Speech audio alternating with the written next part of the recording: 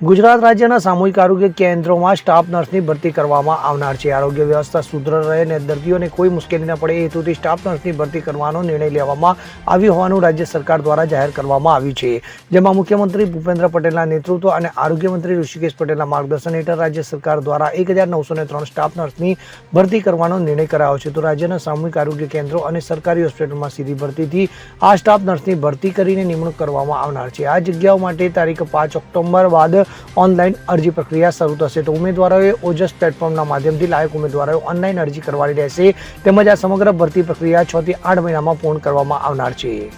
Bureau report CN24 news. હવે જુઓ દેશ દુનિયાની તમામ ખબરો તમારી આંગળીના ટેરવે। ઉઠાવો મોબાઈલ અને ગૂગલ પ્લે સ્ટોર પરથી ડાઉનલોડ કરો અમારી CN24 ન્યૂઝ મોબાઈલ એપ।